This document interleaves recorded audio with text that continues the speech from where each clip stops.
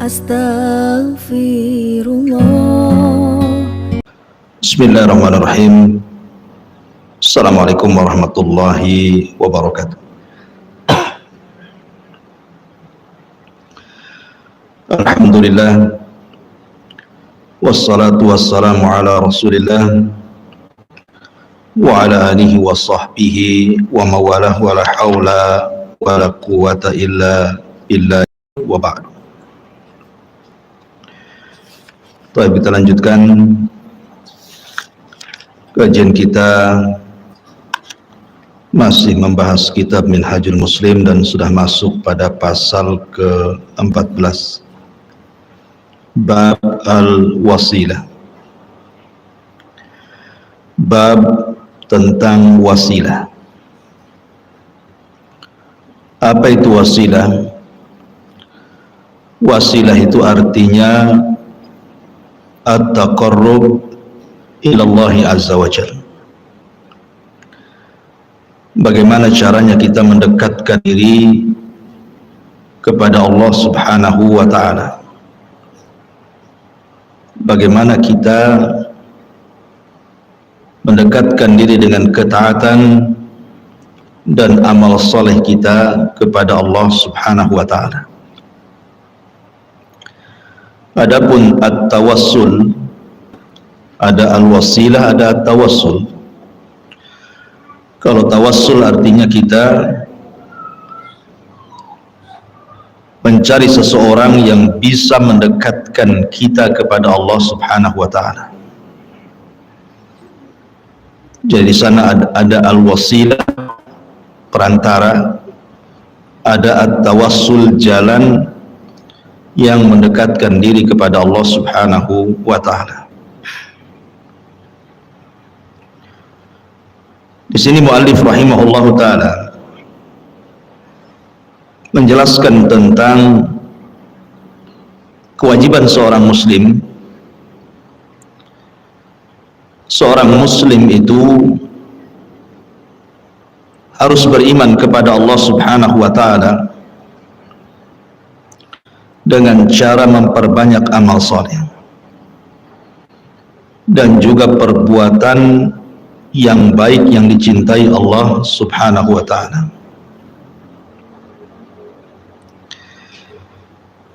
Karena hidup di dunia ini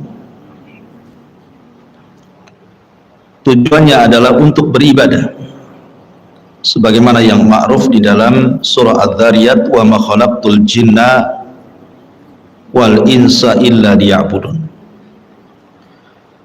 Tidaklah kita diciptakan oleh Allah subhanahu wa ta'ala kecuali dalam rangka beribadah, baik dengan kewajiban-kewajiban seperti sholat, zakat, puasa, haji, ataupun amalan-amalan sunnah. Amalan-amalan sunnah tentu jauh lebih banyak dibandingkan amalan-amalan yang wajib. Tentu harapan ketika kita melakukan amalan wajib ataupun sunnah, seperti contohnya hari ini kita berpuasa Asyura di bulan Muharram, tidak lain dan bukan supaya amal kita itu dinaikkan ke langit dan dipandang oleh Allah subhanahu wa ta'ala. Sebagaimana Allah subhanahu wa ta'ala berfirman, ilaihi yas'adul kalimut tayyibu wal amalu as-salihu yarfa'u. Kepadanya lah, maksudnya kepada Allah, naik perkataan-perkataan yang baik dan juga amalan-amalan yang saleh dinaikkan kepadanya. Makanya kenapa kita dituntut untuk memperbanyak amal saleh? Bahkan sekelas para nabi saja Allah subhanahu wa ta'ala firmankan, ya ayyuhar rusul kulu minat tayyibati wa'malu salihan. Wahai para rasul, makanlah dari makanan yang baik-baik dan kerjakanlah amalan yang saleh. Dari sini Kalau para nabi dan rasul saja diperintah oleh Allah untuk banyak melakukan amal saleh, maka sudah seharusnya kita mengikuti jejak para nabi dan rasul memperbanyak amal saleh. Makanya di sini Allah Subhanahu wa taala mengatakan wa khalnahu fi rahmatina innahu min ibadina salihin, dan kami masukkan dia ke dalam rahmat kami karena sesungguhnya dia termasuk orang-orang yang saleh. Artinya amal saleh itu penyebab datangnya kasih sayang Allah kepada kita, dan rahmat itu sangat dihajatkan sekali kepada kita, terutama nanti di akhirat, karena penentuan masuk surga dan tidaknya seseorang itu ditentukan dengan rahmat yang Allah anugerahkan kepada kita.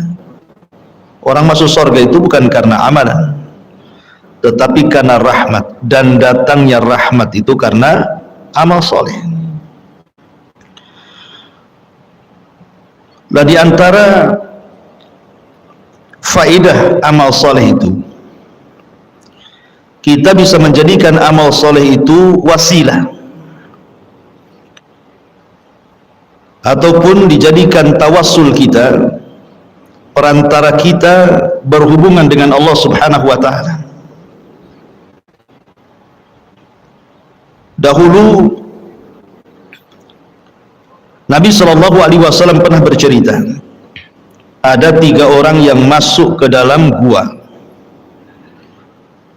Tiba-tiba 3 orang ketika dalam gua itu, pintu guanya tertutup, langsung roboh gitu ya, batu-batunya kemudian menutup pintu gua, sehingga kemudian 3 orang ini sudah berusaha keluar tapi tidak bisa. Berusaha membuang batu, mendorong batu, tapi apalah daya, mereka tidak punya kekuatan untuk menggeser pintu gua.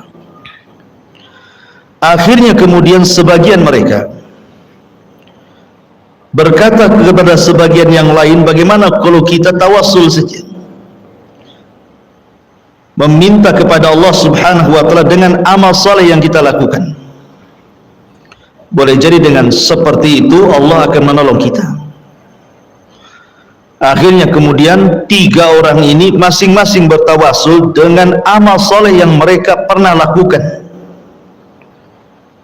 Yang satu bertawassul dengan sedekah, yang satu bertawassul dengan birrul walidain, yang satu bertawassul dengan menjaga kehormatan, tidak melakukan perzinahan. Ketika tiga-tiganya sudah bertawassul dan mengatakan, ya Rabb, kalau seandainya sedekahku ini dinilai ibadah, kau terima sedekahku dan kau anggap ini pahala bagiku, maka tolong geser pintu gua itu. Bergeserlah pintu gua sedikit, tapi tidak bisa keluar. Yang satu mengatakan, ya Rabb, kalau seandainya birrul walidain, berbakti diriku kepada orang tuaku yang aku lebihkan dibandingkan anak istriku, ini sebuah pahala dan amal solehku dan engkau menerimanya, maka geserkan pintu gua ini. Akhirnya pintu gua pun tergeser sedikit lagi, tapi juga tidak bisa keluar. Maka ketika yang ketiga bertawassul dengan menjaga kehormatannya, ketika dia hendak berzina, tiba-tiba dia diingatkan, ittaqillah, bertakwalah kepada Allah, dia pun takut dan meninggalkan perbuatan zina dan dia jaga kehormatannya. Maka dia mengatakan, kalau seandainya ini bagian daripada ibadah dan kau terima ibadahku dan berpahala, tolong geserkan pintu gua itu. Akhirnya pintu gua itu tergeser dan 3 orang ini bisa keluar. Lihat bagaimana kasih sayang Allah Subhanahu wa ta'ala menolong 3 orang ini karena bertawassul dengan amal saleh. Makanya dari sini Nabi SAW mengatakan, la tahkiranna minal ma'rufi syai'an, jangan remehkan sekecil apapun kebaikanmu, jangan remehkan. Jangan remehkan sekecil apapun kebaikan. Walaupun hanya ibu datang dari sini, pulang ataupun tadi berangkat dari rumah ke tempat pengajian di sini, melihat ada paku di jalan, kemudian kita berpikir, nih paku kalau tidak dihindarkan orang akan terkena, bahaya nih. Turun, ambil paku, buang ke pinggir. Itu kan remeh. Tetapi amalan-amalan seperti ini terkadang lebih ikhlas dan lebih diterima oleh Allah Azza wa Jalla, sehingga kita bisa gunakan untuk bertawassul kepada Allah Subhanahu wa taala di saat seseorang itu terkena musibah. Karena Allah mengatakan, wa tilkal ayyam nudawiluha bainan nas. Hari-hari itu kan berputar, Bu. Kadang senang, kadang susah. Kadang sakit, kadang sehat. Kadang menangis, kadang tertawa. Kadang berkumpul, kadang berpisah. Begitulah manusia. Ya. Sehingga pada saat-saat kita sedang sulit, pada saat-saat kita sedang sedih, saat-saat kita sedang susah, saat-saat kita dapat musibah, kita gunakan tawasul ini agar Allah Subhanahu wa taala mengangkat musibah dan kesusahan kita. Itulah pentingnya amal soleh dalam bab tawasul ini. Pamannya, seandainya ibu sedang sakit, kemudian tidak punya biaya, ini kalau dioperasi sekian, kalau hanya konsumsi herbal tak juga kunjung sembuh. Kemudian ibu teringat dengan amalan-amalan soleh yang dulu pernah ibu lakukan. Kira-kira amal soleh yang paling ikhlas yang dulu pernah ibu lakukan apa? Ibu tinggal ngomong kepada Allah Subhanahu wa taala, ya Rabb, dulu saya pernah membantu fakir miskin, membantu anak yatim, dan saya ikhlas karena demi Allah, kalau memang sedekahku kepada fuqara wal masakin, kepada anak-anak yatim itu bagian daripada ibadah dan kau terima dan berpahala, saya lagi sakit ya Rabb, tolong sembuhkan. Kan enak. Wa idza sa'alta fas'alillah wa idza sta'anta fasta'in billah. Kalau minta langsung kepada Allah, kalau minta pertolongan, mintalah pertolongan kepada Allah Subhanahu wa taala. Allah Subhanahu wa taala berfirman di sini, ya ayyuhalladzina amanu ittaqullaha wabtaghu ilaihil wasilah. Wahai orang-orang yang beriman, bertakwalah kepada Allah dan carilah jalan yang bisa mendekatkan diri kepada Allah. Kemudian Allah juga mengatakan, ulaika alladzina yad'una yabtaguna ila rabbihimul wasilah ayyuhum aqrab. Orang-orang yang mereka seru itu, mereka sendiri mencari jalan kepada Rabb mereka, siapa di antara mereka yang akan lebih dekat kepada Allah Subhanahu wa taala. Dari dua ayat ini Allah Subhanahu wa taala mengajarkan kepada kita pentingnya kita mencari wasilah, mencari hal-hal yang bisa mendekatkan diri kepada Allah. Wasilah itu saya katakan at-taqarrub ilallah, mencari jalan untuk mendekatkan diri kepada Allah. Gimana caranya? Karena kelak orang-orang yang sudah meninggal dunia, seandainya ada orang meninggal dunia, lah orang-orang yang di kuburan itu, orang-orang yang sudah meninggal setelah kita, mereka pun sibuk, apalagi kelak pada hari kiamat, mereka pun sibuk mencari wasilah, siapa di antara mereka yang dekat dengan Allah Subhanahu wa taala.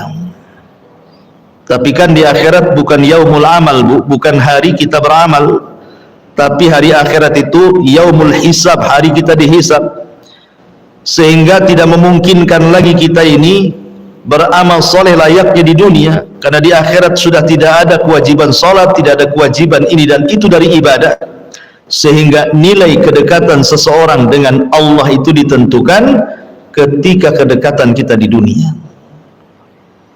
Ketika di dunia kita dekat dengan Allah, banyak melaksanakan salat, Karena bagaimanapun dunia ini miniatur akhirat.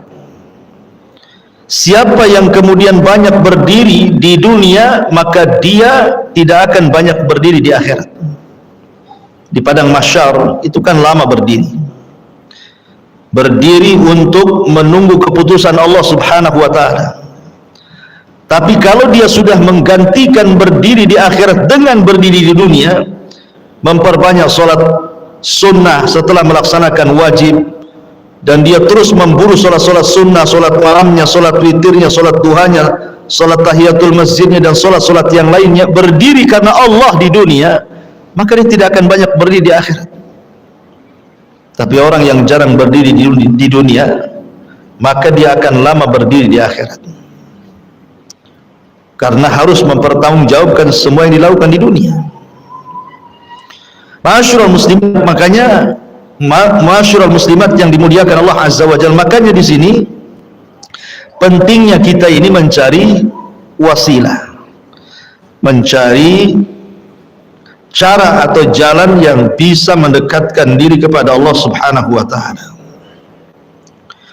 Caranya gimana? Bicara tentang tawassul ataupun wasilah, ulama membolehkan 3 perkara yang disepakati berdasarkan pendapat Syekhul Islam Ibn Taimiyah, Al-Imam Ibnul Qayyim, dan para ulama muasirin juga, bahwa ada 3 hal kalau kita bicara tentang at-tawassul dan juga al-wasilah ini. Pertama, kita bisa berwasilah, at-tawassul kepada Allah Subhanahu wa ta'ala dengan al-asma was sifat, dengan nama-nama Allah dan sifat-sifatnya, dengan nama-nama Allah dan sifat-sifatnya. Bertawassul kepada Allah Subhanahu wa ta'ala, kita meminta dengan nama-nama Allah dan sifat-sifatnya kepada Allah Subhanahu wa ta'ala untuk sesuatu yang kita hajatkan. Makanya dalam hadis Nabi SAW, apabila seseorang singgah di sebuah tempat yang menakutkan, supaya tidak diganggu oleh jin yang jahat, apa kata Rasul? Kita disuruh membaca a'udzu bikalimatillahi tammati min syarri ma khalaq. Aku berlindung kepadamu ya Rabb dari kalimat-kalimat yang sempurna, artinya Al-Quran, dan mencakup nama-nama dan sifat bagi Allah Azza wa Jalla di dalamnya. A'udzu bikalimatillahi tammati min syarri ma khalaq. Dari apa? Dari keburukan makhluk yang kau ciptakan. Ya. Jadi ibu kalau sedang berdoa meminta sesuatu kepada Allah, jangan tinggalkan Asmaul Husna, nama-nama yang baik. Pamannya ibu mengatakan as'alukallah bi asma'ikal husna wa sifatikal ula. Aku meminta kepadamu ya Rabb dengan nama-namamu yang indah, dengan sifat-sifatmu yang tinggi. Antar Rahman, Antar Rahim, Engkau zat yang maha penyayang dan pengasih. Wa Antar Razzaq, dan Engkau maha pemberi rizki. Urzuqni, berikan rizkimu kepadaku. Jadi kita bertawassul dengan nama-nama Allah, meminta kepada Allah Subhanahu wa ta'ala dan sifat-sifatnya. Ataupun yang kedua, bertawassul dengan amal saleh.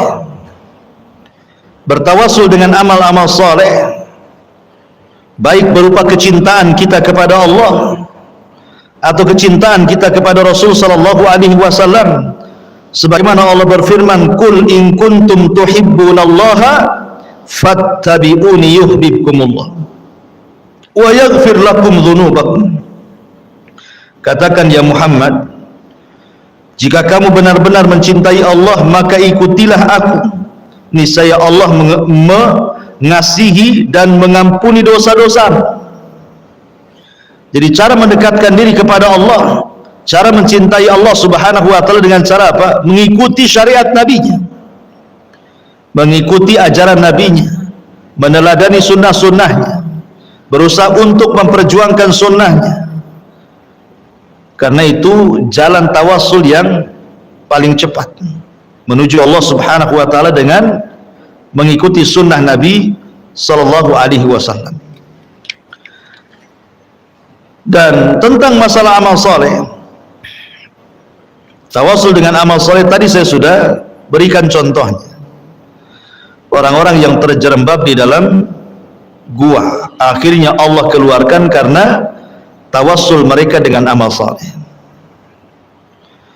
Atau yang ketiga, tawasul dengan doa orang-orang soleh. Apakah orang-orang soleh ini ahlul bait?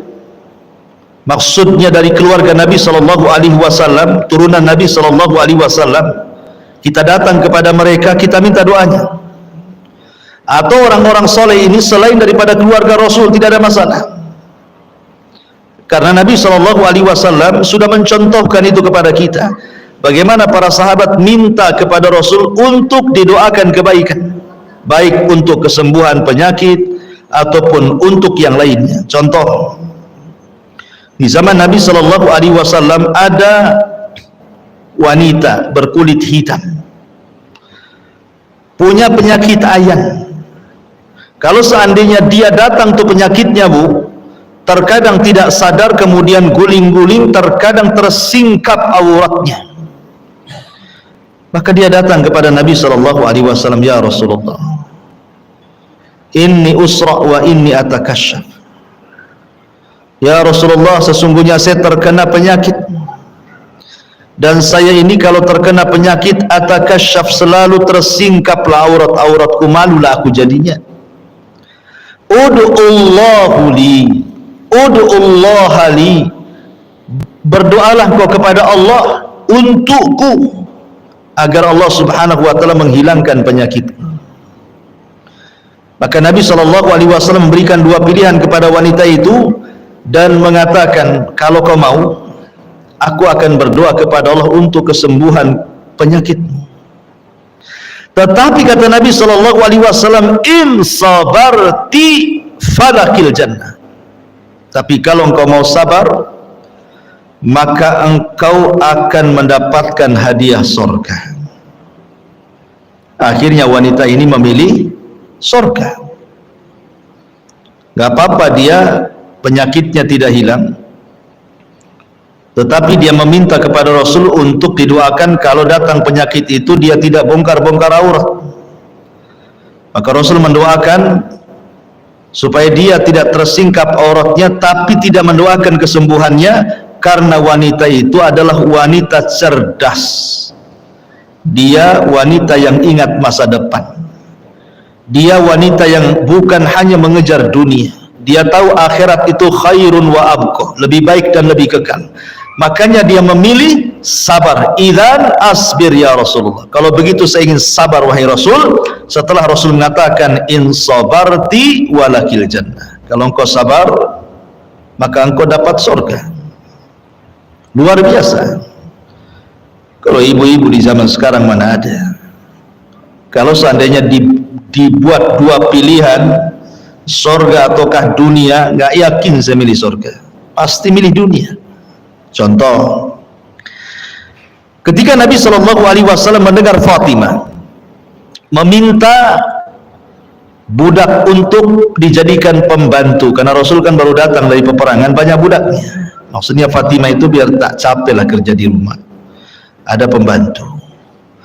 Akhirnya Nabi sallallahu alaihi wasallam datang kepada Fatimah, kemudian menudukkan Fatimah dan Ali. Kemudian kata Nabi sallallahu alaihi wasallam, ya Fatimah, ya Ali, maukah ku ajarkan beberapa kalimat kepadamu, dan itu lebih baik daripada engkau diberikan pembantu laki-laki dan perempuan.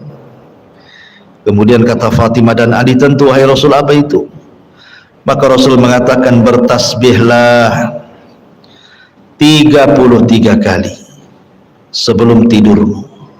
Bertasbihlah, bertahmidlah 33 kali sebelum tidurmu, dan bertakbirlah 34 kali, artinya 100 sebelum tidurmu.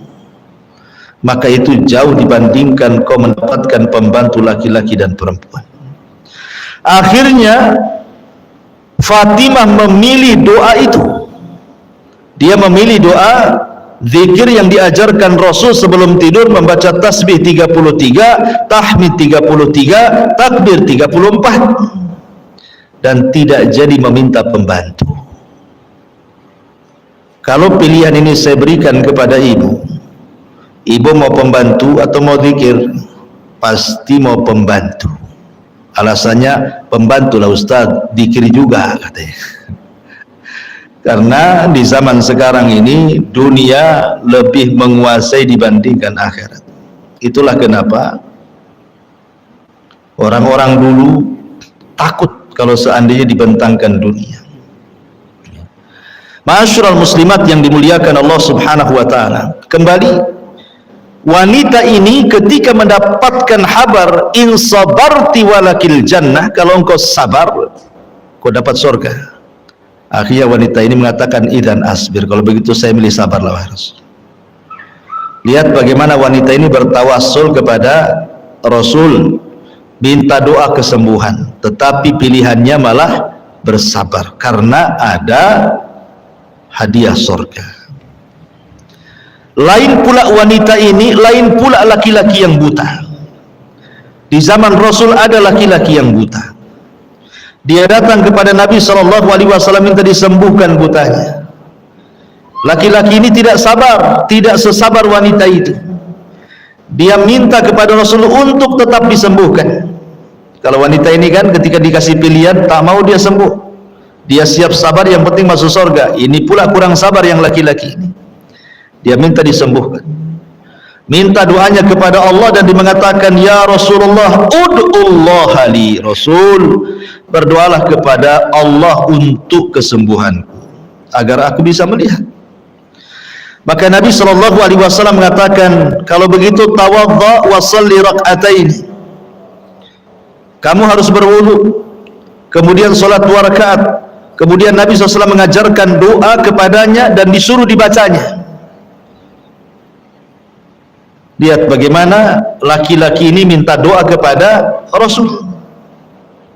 Ya, artinya bertawassul dengan orang-orang soleh, minta doa mereka boleh, ya.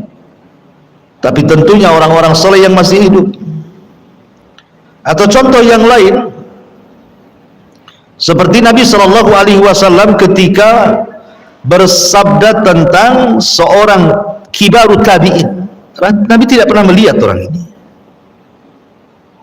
tetapi Nabi SAW mengatakan, kalau ada orang ini, berdoalah kepada Allah, mintalah doa dari dia kepada Allah, karena dia itu mustajab doa. Siapa orang ini, Bu? Uwais ibn Amir al-Muradi al-Qarani al-Yamani. Uwais ibn Amir al-Qarani, atau disebut Uwais al-Qarani, seorang tabi'in.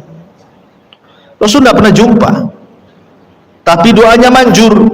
Kenapa? Karena dia orang yang paling berbuat baik kepada orang tuanya, sehingga doanya mustajab.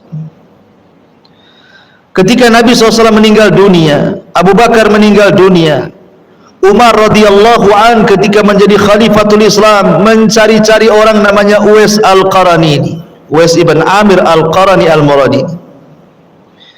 Setiap ada kafilah haji dari Yaman, kadang-kadang Umar kemudian datang ke kafilah tersebut dan mengatakan, afikum Uwais, afikum Uwais. Ada enggak Uwais di situ? Ada enggak Uwais di situ? Kata orang-orang Yaman, tak ada wahai Amirul Mukminin. Pulanglah Umar kecewa. Tahun depannya lagi datang lagi kafilah haji dari Yaman, tanya lagi, afikum Uwais, ada enggak Uwais di situ? Mereka mengatakan, tidak ada wahai Amirul Mukminin. Pulang lagi kecewa. Sampai beberapa tahun, tapi lihat usaha Umar akhirnya membuahkan hasil. Ketika sekian tahun banyak orang tiap tahun ibadah haji dari Yaman selalu tidak mendapatkan Uwais, yang ini akhirnya Umar pun mendapatkan kabar di mana Uwais. Ketika datang kafilah dari Yaman, Umar datang dan mengatakan, afikum Uwais, apakah ada Uwais di antara kalian? Maka kepala rombongan mengatakan, maksudnya Uwais al-Qaran, Uwais ibn Amir al-Qarani. Ya, kata Umar, di mana dia? Dia mengatakan, sungguhnya Uwais berangkat dengan kami dalam kondisi susah, tidak ada uang, tapi dia nekat haji bersama kami, sehingga dia harus bekerja dulu. Dia sedang bekerja ngerawat kambingnya orang ini dan itu, kau bisa temui di sana. Akhirnya Umar pun mengajak Ali radhiyallahu an mencari Uwais Al-Qarani. Rupanya sedang menggembala kambingnya orang Arab untuk mengambil upah dan melanjutkan hajinya. Tiba-tiba kemudian pas datang Uwais sedang sholat, tetapi Umar terus memandang orang itu dan dicocokkan dengan ciri yang disabdakan Rasul kepadanya. Setelah yakin itu Uwais, dan setelah sholat kemudian Umar menyamperi dan mengatakan, apakah anta Uwais? Ya, saya Uwais. Apakah engkau dari Murad? Ya, saya dari Murad. Apakah engkau dari Qaran? Ya, dari Qaran. Apakah engkau dulu punya penyakit sopak, kemudian disembuhkan oleh Allah dan sekarang tinggal sebesar dirham? Dia mengatakan iya. Kemudian diberitahu tandanya. Subhanallah, kata Umar, engkau adalah orang yang disabdakan Nabi SAW. Akhirnya Umar pun meminta doa kepada Uwais. Uwais kaget, bagaimanapun secara kemuliaan, siapalah kibarut tabi'in dengan sahabat, apalagi dengan Umar bin Khattab, orang terbaik kedua setelah Abu Bakar. Di hadapan Nabi SAW tiba-tiba meminta doa, kan tersanjung banget gitu. Tapi setelah Umar memastikan bahwa ini adalah anjuran Rasul, disuruh mencari kamu dan meminta doa, akhirnya Uwais pun dengan sedang segan-segan hati, dia pun mendoakan Umar bin Khattab dengan catatan jangan memberitahu siapa. Akhirnya Uwais pun pergi ke Syam dan berjihad di sana. Lihat, ini namanya tawassul. Umar bertawassul kepada Uwais Al-Qarani, meminta doanya, padahal Uwais Al-Qarani tidak lebih mulia dibandingkan Umar. Tapi karena satu sisi ada pada diri Uwais yang tidak ada pada Umar bin Khattab, berbuat baiknya kepada orang tua luar biasa, itulah yang menjadikan mustajab doa. Atau contoh yang lain, ketika Madinah mengalami paceklik hebat, tidak ada hujan, paceklik luar biasa, sampai-sampai kemudian tanah Gresing, belah, pecah, rumput pun tidak tumbuh, hewan-hewan pun kelaparan hampir mati, manusia pun sama. Akhirnya Umar bin Khattab mendatangi Abbas ibn Abdul Muttalib, disuruh untuk memimpin salat istisqa, meminta agar Abbas berdoa kepada Allah Azza wa Jalla. Maka Abbas pun berdoa kepada Allah dalam salat istisqa, karena Umar tahu Abbas ini bagian ahli bait, keluarga Nabi SAW, pamannya. Akhirnya kemudian Abbas pun menengadahkan tangan ke langit, kemudian berdoa minta hujan, dan hujan pun turun. Lihat, maka boleh tawasul itu dengan nama-nama Allah dan sifat-sifatnya, atau tawassul dengan amal soleh, ataupun tawassul dengan orang soleh yang masih hidup, baik dari kalangan ahlul bait ataupun bukan dari kalangan ahlul bait. Dan di sini mu'alif rahimahullahu ta'ala menjelaskan, seperti umpamanya Allah berfirman dalam surah Al-A'raf, kata mu'alif dalam 180 ayat 180, walillahil asma'ul husna fad'uuhu biha wadarul ladina yulhiduna fi asma'ihi sayuzzawna ma kanu ya'malun. Hanya milik Allah lah asma'ul husna, nama-nama Allah yang indah, maka mohonlah kepadanya dengan nama-nama tersebut. Artinya boleh bertawasul dengan menyebut nama-nama Allah dan sifat-sifat Allah subhanahu wa ta'ala. Termasuk juga bertawasul dengan amal soleh yang sudah saya jelaskan, ataupun bertawasul dengan orang-orang soleh yang masih hidup, kita minta doa mereka, kita minta supaya mereka mau mendoakan kita, seperti kasusnya Umar datang kepada Abbas, Umar datang kepada Uwais ibn Qaran gitu ya. Atau kasusnya ketika seseorang wanita yang tadi saya katakan kena ayan kemudian minta disembuhkan kepada Rasul, atau seorang laki-laki yang buta yang ingin disembuhkan di hadapan Rasul. Itu maksudnya Rasul mencontohkan boleh kita datang kepada orang soleh, kepada orang yang berilmu, kemudian meminta doa mereka. Karena Allah Subhanahu wa taala itu suka dengan kita. Suka dengan kita. Kalau kita beramal saleh, maka Allah Subhanahu wa taala akan jauh lebih dekat lagi kepada kita. Kalau ibu beramal saleh umpamanya satu jengkal atau satu jengkal, maka Allah akan datang menyambut amal saleh kita satu hasta. Kalau kita datang kepada Allah dengan amal saleh kita umpamanya satu hasta, maka Allah Subhanahu wa taala akan mendekati kita satu depak lebih panjang lagi. Dan kalau kita datang dengan amal soleh kepada Allah dengan cara berjalan, maka Allah akan menyambut amal soleh kita dengan cara berlari. Dan itu disabdakan oleh Allah dalam sebuah hadis qudsi. Allah Subhanahu wa taala berfirman, wa in taqarraba minni shibran taqarrabtu ilaihi dira'an, wa in taqarraba ilayya dira'an taqarrabtu minhu ba'an, wa in atani yamshi ataituhu harwalatan. Dan sekiranya ia mendekatkan diri kepadaku sejengkal, maka aku dekat kepadanya sehasta. Kalau dia dekat kepadaku sehasta, aku akan dekat kepadanya sedepak. Kalau seandainya dia datang sambil berjalan, ku datangi dia sambil lari. Lihat bagaimana rahimnya Allah Subhanahu wa taala kepada kita, dan bagaimana cintanya Allah kepada kita ketika kita beramal soleh. Ya, karena amal soleh itu yang sunnah saja menyebabkan kecintaan Allah kepada kita, apalagi wajib. Wa ma taqarraba ilayya 'abdi bi syai'in ahabbu ilayya mimma aftaradtuhu alayhi wa la yazalu 'abdi yataqarrabu ilayya bin nawafil hatta uhibbahu. Tidaklah hambaku mendekatkan diri kepadaku dengan sesuatu yang lebih aku sukai daripada mendekatkan diri dengan melaksanakan apa yang diwajibkan. Dan hambaku senantiasa taqarrub, mendekatkan diri, berwasilah kepadaku dengan amal-amal sunnah, sehingga aku makin cinta dengan dia. Jadi kalau seandainya ibu ini sukalah melaksanakan amal sunnah setelah yang wajib tentunya, ya. Kalau sholat mungkin suka duha, suka sholat malam, suka witir, suka sunnah wudhu, dan begitu seterusnya. Atau puasa, ya puasa sunnah, atau mungkin sedekah, dan begitu seterusnya. Maka sebagai imbalannya, ibu akan dicintai Allah. Dan kalau Allah Subhanahu wa taala sudah cinta dengan ibu, apa yang terjadi? Nadahu Jibril, maka Allah akan panggil Jibril.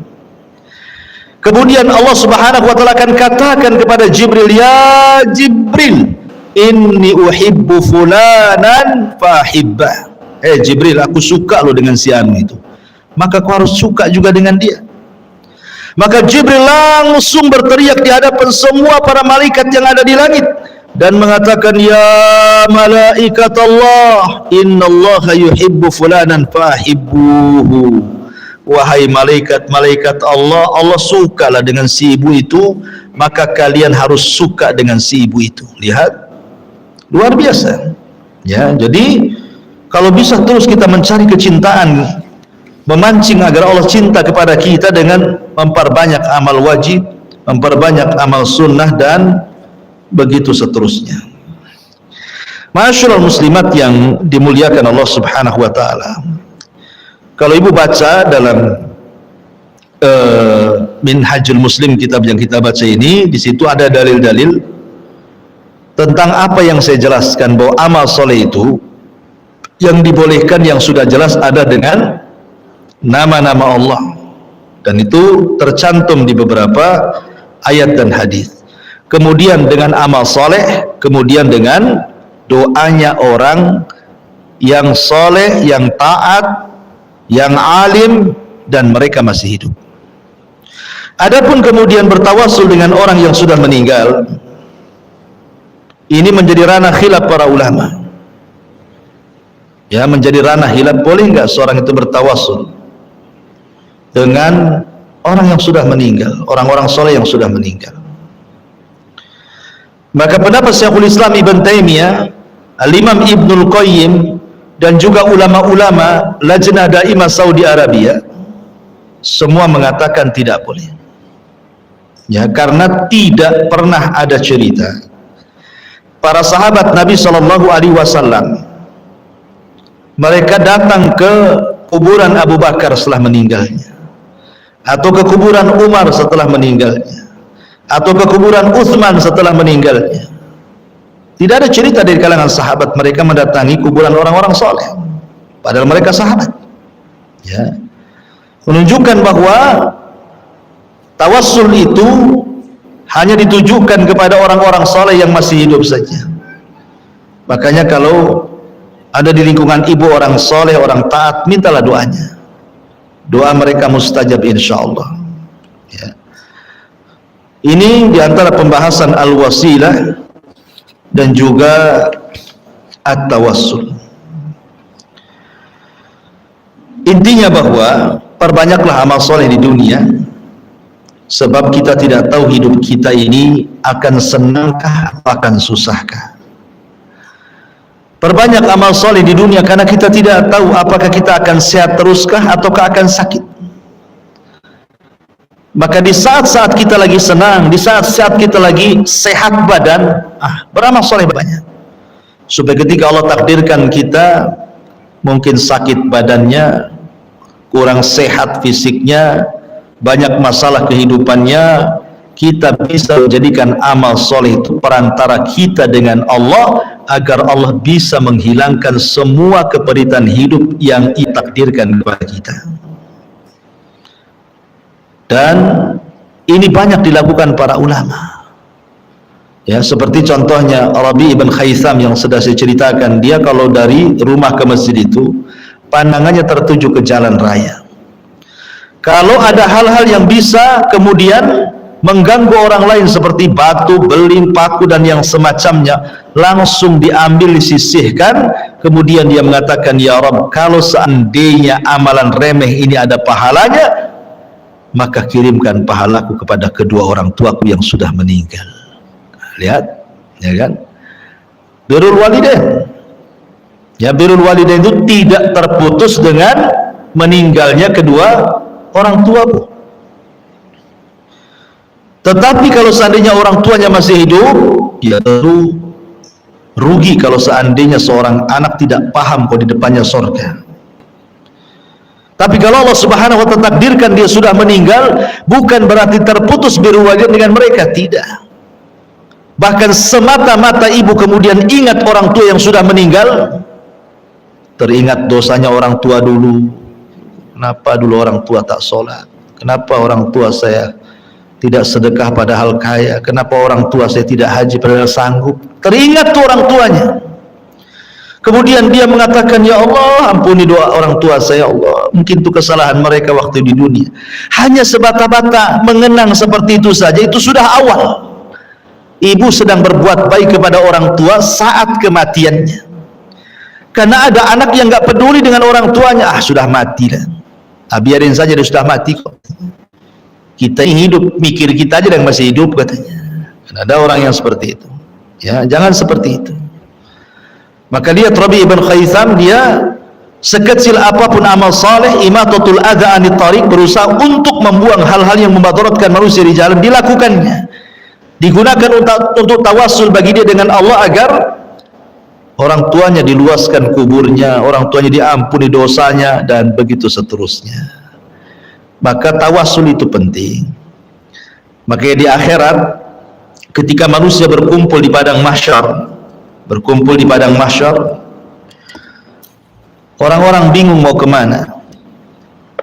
Allah pun belum muncul untuk memutuskan perkaranya. Akhirnya mereka bertawassul dengan para nabi. Mereka datang kepada Adam, ya Adam antal abul bashar, ya Adam anta abul bashar, engkau itu bapak manusia. Ishfa' lana ila rabbik, ala tara ila ma nahnu fihi. Mintalah syafaat kepada Rabbmu ya Adam. Tidak kau iba melihat kami semua, lihat anak turunan, kepanasan, kepayahan, lelah, matahari didekatkan, keringat di mana-mana. Tidak kau iba melihat kami. Tapi Adam mengatakan, nafsi, nafsi, uruslah diri kalian, uruslah diri kalian. Pergilah kalian ke Nuh. Pergilah mereka ke Nuh. Akhirnya Nuh pun sama mengatakan nafsi nafsi, pergilah kepada Ibrahim. Ibrahim pun sama mengatakan nafsi nafsi, pergilah kepada Musa. Musa pun sama mengatakan nafsi nafsi, uruslah diri kalian, uruslah diri kalian, sebaiknya kalian kepada Isa. Isa pun mengatakan sebaiknya kalian datang kepada Rasul Muhammad sallallahu alaihi wasallam. Akhirnya Rasul mengatakan analah, kan ku coba. Lihat, mereka bertawasul dengan para nabi, ya, padahal di akhirat gitu ya, mereka bertawasul kepada para nabi untuk mendekatkan diri kepada Allah subhanahu wa ta'ala. Makanya tawasul itu di dunia dan di akhirat. Dan orang-orang yang dipermudah oleh Allah hisabnya, karena mereka banyak ketika di dunia yang betul-betul mencari wasilah, bagaimana caranya dia dekat dengan Allah subhanahu wa ta'ala. Tetapi kalau seandainya kemudian wasilahnya dengan perkara-perkara yang dilarang, maka tidak boleh. Karena ada wasilah masyru' yang disyariatkan, ada wasilah yang tidak masyru' dan tidak disyariatkan. Wallahu alam, ibu bisa baca sendiri darinya. Semua ayat-ayat yang dicantumkan pengarang ini berkaitan dengan bolehnya berwasil dengan nama-nama dan amalan soleh serta doanya orang-orang soleh yang masih hidup. Wallahu alam, silakan kita buat tanya jawab di sini.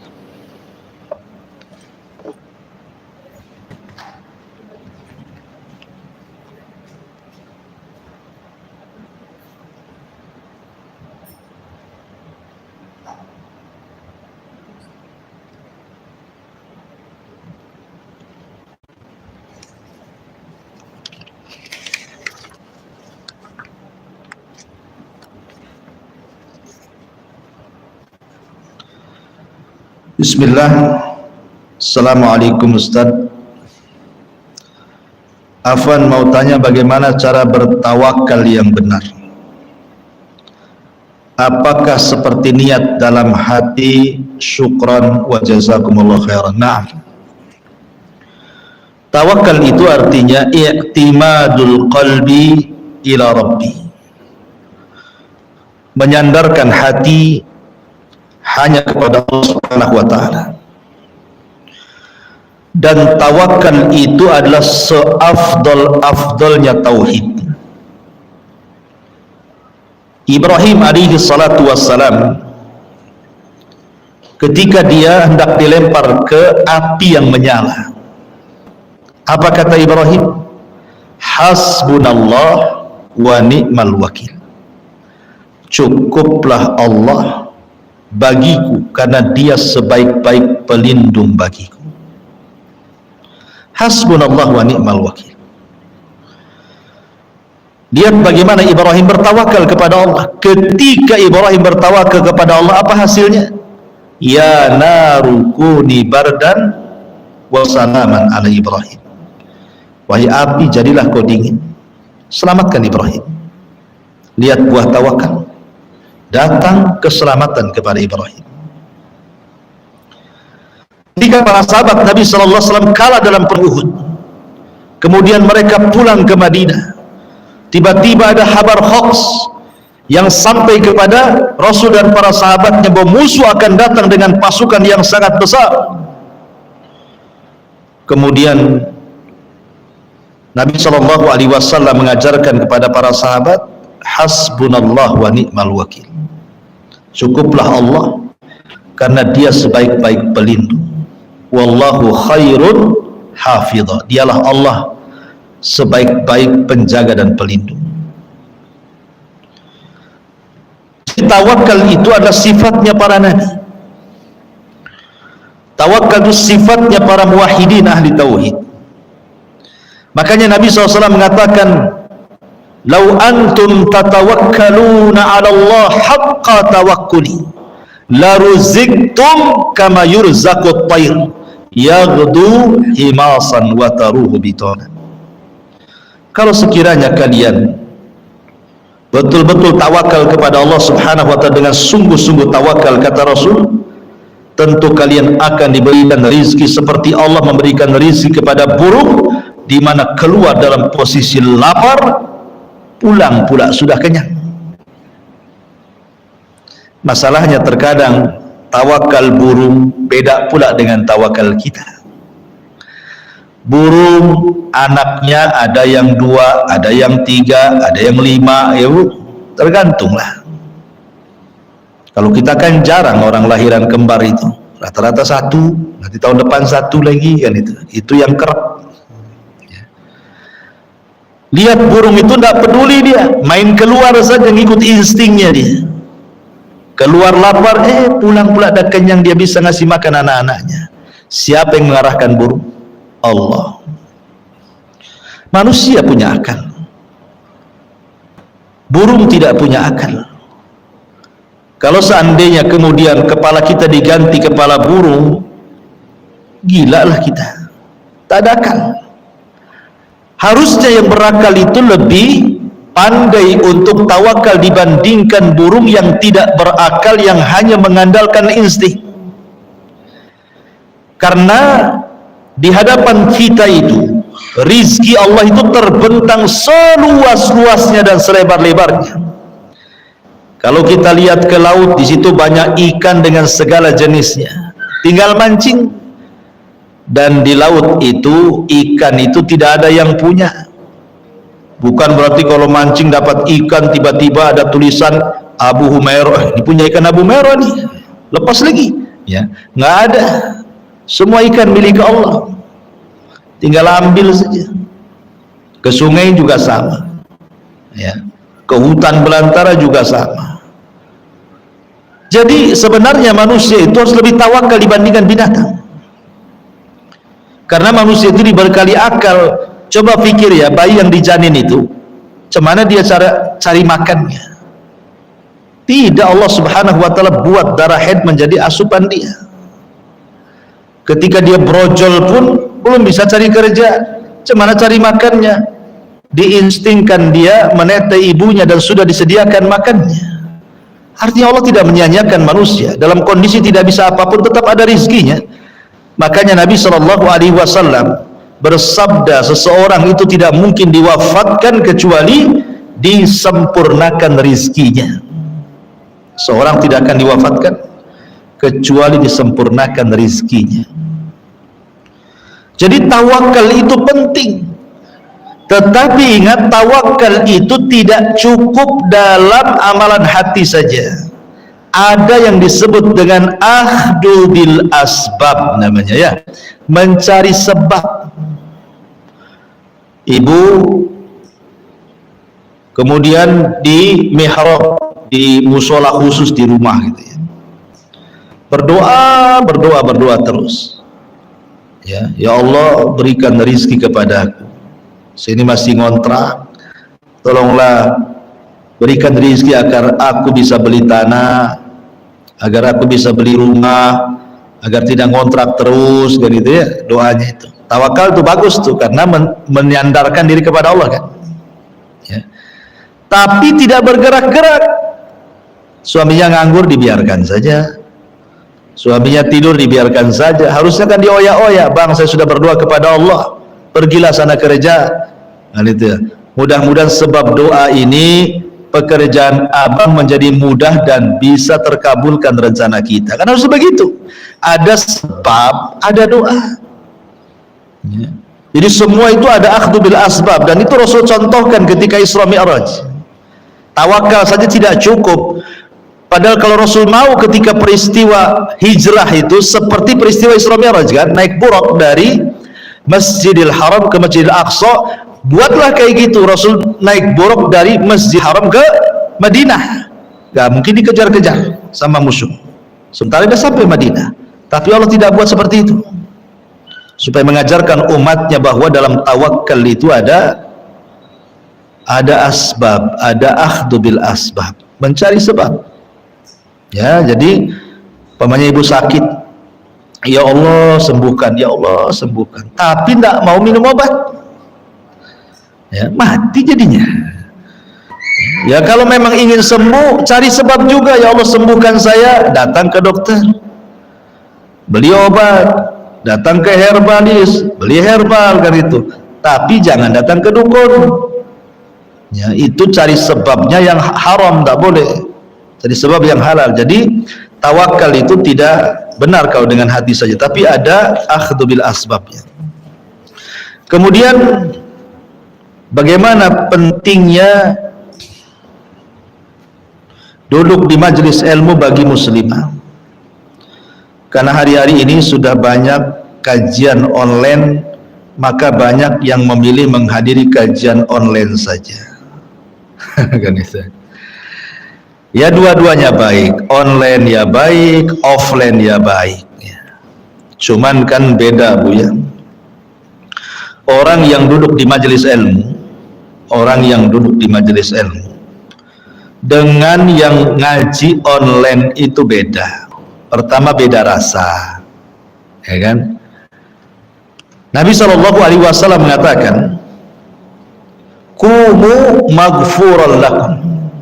Berdirilah kalian dan kalian sudah diampuni dosa-dosa kalian.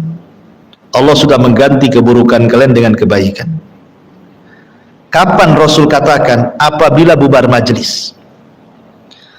Jadi kalau Nabi SAW sudah buat majelis, kemudian selesai ngaji nih, apa kata Rasul? Qumu maghfuran lakum. Bubar kalian sudah diampuni dosa-dosa kalian. Subhanallah. Hanya semata-mata duduk di majelis ta'lim,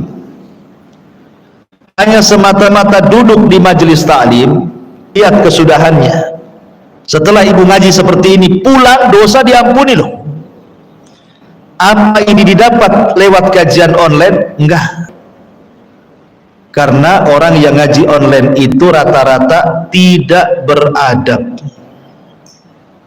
tidak ada adabnya. Adab thalabul ilminya tidak ada.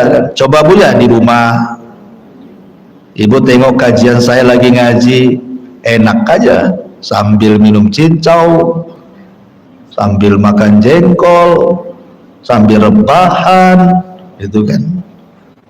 Dikeraskan suaranya sambil mandi, lah ini gimana kan?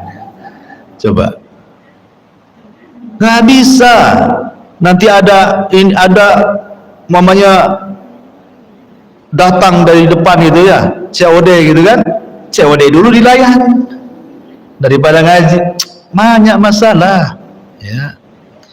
Karena ngaji itu Bu, bukan bicara soal kecerdasan, bukan ibu duduk dapat ilmu pulang, bukan semata-mata itu. Tetapi dalam belajar itu ada sesuatu yang jauh lebih dibandingkan kecerdasan, bahkan 2/3 ilmu yang kita cari di majelis taklim itu adalah bukan hanya kecerdasan. Kecerdasan itu hanya 1/3 saja, tapi yang ibu cari itu 2/3. Apa itu? Adab. Makanya ibunya Imam Malik mengatakan kepada Imam Malik, ta'allam al-adaba qabla al-ilmi. Belajar adab ya nak, sebelum ilmu. Karena barokahnya ilmu itu karena mengambil dengan adab. Kalau ngaji online terus, nggak ada adabnya selamanya. Bahkan yang ada su'ul adab, jelek adabnya. Kenapa? Karena tidak menghargai ilmu kan.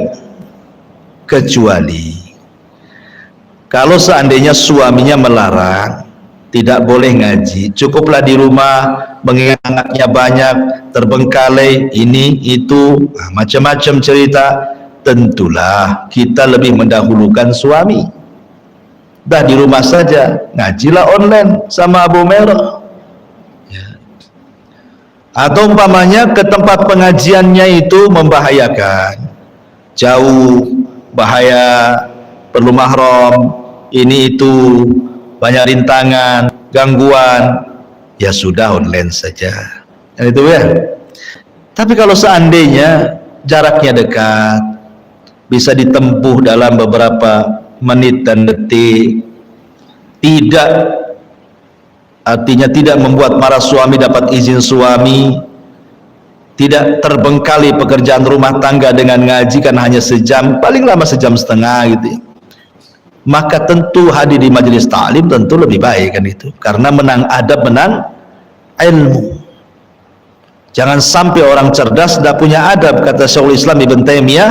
Jangan sampai orang itu utu zakaan walam yu'tu zakaan, diberi cerdas tapi tidak diberikan kejernihan hati alias akhlak. Kecuali kalau mamanya jauh kayak ini yang nonton ini di YouTube ini kan, ada dari Bandung, ada dari Lombok, ini ada dari Balikpapan, dari macam-macam. Tak mungkin lah naik pesawat ke sini lah, bukan? Karena jauh. Ya kalau orang dekat sini, kompleks sini saja nggak ngaji, kenapa kan itu ya? Kalau tidak ada halangan. Karena hadir di majelis taklim itu banyak faedahnya. Sekali lagi banyak faedahnya.